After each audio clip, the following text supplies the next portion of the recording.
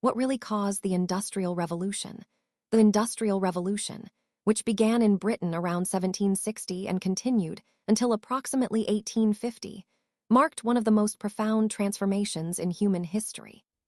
It shifted the economy from agriculture and handicrafts to mechanized factory production, leading to sustained economic growth, rapid urbanization, and fundamental changes in social structure. Traditional explanations once emphasized a few dramatic inventions and heroic entrepreneurs.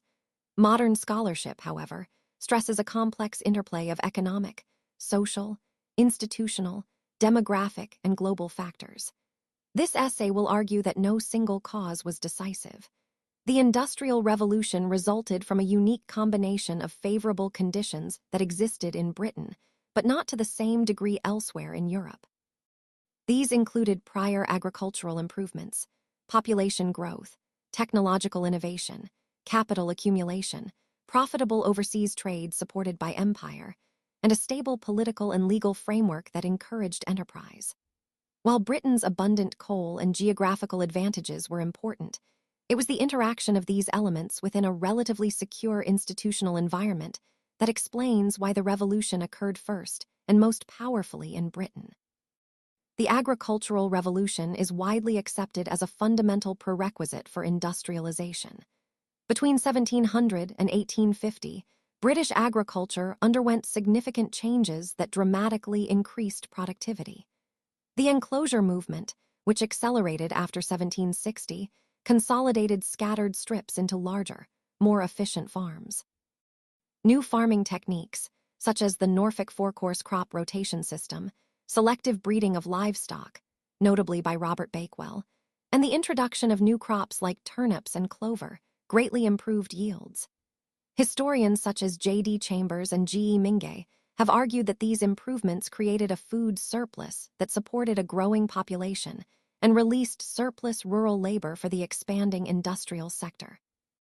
Mark Overton, in his revisionist work, has shown that productivity gains were more gradual than once thought, with significant advances already occurring in the early 18th century. Nevertheless, the release of labor and capital from agriculture was essential. Without the increased food supply and the movement of workers to towns, the factory system could not have developed on the scale it did. Agricultural change, therefore, provided both the labor force and the market demand necessary for industrial growth. Closely linked to agricultural improvement was rapid population growth. Britain's population rose from about 6 million in 1750 to over 18 million by 1850. This demographic surge, often called the demographic transition, provided a large and expanding labor force for the new industries and a growing domestic market for manufactured goods. Historians debate the precise causes of this growth. Thomas McKeown emphasized improvements in nutrition and public health, while E.A. Wrigley highlighted earlier marriage and higher fertility rates made possible by increased employment opportunities in industry and mining. Whatever the exact cause, the expanding population was both a cause and a consequence of industrialization. It created demand for goods and supplied the workforce needed for factories. However, population growth alone cannot explain the Industrial Revolution. Similar demographic increases occurred in parts of Europe and Asia without producing sustained industrial growth. What made Britain distinctive was its ability to absorb this labor into productive, increasingly mechanized employment. Technological innovation remains one of the most visible and dramatic causes of the Industrial Revolution. A series of key inventions transformed the textile industry and provided the power source for factories. James Hargreaves' spinning jenny, 1764, Richard Arkwright's water frame, 1769, Samuel Crompton's spinning mule, 1779, and Edmund Cartwright's power loom, 1785, revolutionized cotton spinning and weaving. James Watt's improved steam engine, patented 1769, provided a reliable source of power independent of water sources. Traditional historians such as T.S. Ashton and David Landes placed technological innovation and individual entrepreneurship at the heart of the revolution, arguing that Britain's unique combination of scientific culture, practical inventiveness, and profit motive drove rapid change. However, new economic historians using plyometric methods, notably NFR Crafts and C.K. Harley, have demonstrated that technological change was more gradual than previously thought. Growth rates were modest until the 1820s, and many innovations were incremental improvements rather than revolutionary breakthroughs. Nevertheless, the cumulative effect of these technologies, especially when combined with Britain's abundant and easily accessible coal resources, was transformative. Coal provided cheap and reliable energy for steam power, giving Britain a significant advantage over countries such as France, which relied more heavily on water power. Capital accumulation and the development of financial institutions were equally crucial. Britain possessed a relatively sophisticated banking system, stock exchange, and credit networks that allowed entrepreneurs to raise large sums for investment. The Bank of England, founded in 1694, provided stability, while the growth of country banks expanded credit in the provinces. R.C. Allen has emphasized the role of high wages in Britain, which encouraged labor-saving innovation. Profits from overseas trade, particularly the Atlantic slave trade, and the re-export of colonial goods such as sugar and tobacco, also generated significant capital that was reinvested in industry. However, revisionist historians have noted that much early industrial investment came from small-scale partnerships and family firms rather than large banks. The availability of capital was therefore important, but it was the efficient mobilization and deployment of that capital within a secure legal framework that mattered most. Overseas trade and the British Empire played a significant enabling role. Britain's growing colonial empire provided raw materials, especially cotton, captive markets for manufactured goods, and substantial profits that financed industrial expansion.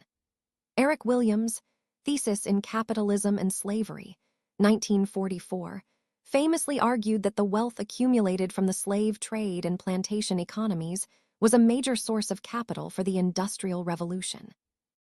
While this view has been challenged by scholars such as David Elties and Stanley and German, who argue that domestic savings were more important, there is broad agreement that empire and trade gave Britain important advantages. The Navigation Acts protected British shipping and colonial markets. And the loss of the American colonies in 1783 did not halt the expansion of trade with new markets in Latin America and Asia. The triangular trade and the re-export economy generated capital and stimulated demand for British manufactured goods. Perhaps the most important factor was Britain's unique institutional and political framework. The Glorious Revolution of 1688 established parliamentary sovereignty and the rule of law, creating a more secure and predictable environment for investment than existed in absolutist states such as France or Spain. Property rights were well protected, and the state was relatively efficient at raising taxes and borrowing. Joel Mocker has emphasized the role of Britain's culture of improvement and the practical application of Enlightenment ideas. The absence of internal tariffs and the development of a national market encouraged specialization and economies of scale. These institutional advantages, secure property rights, responsive government, and a culture that valued useful knowledge, are now regarded by many economic historians as the decisive reason why Britain industrialized first. In conclusion, the Industrial Revolution in Britain was not caused by any single factor. It resulted from a unique combination of favorable circumstances.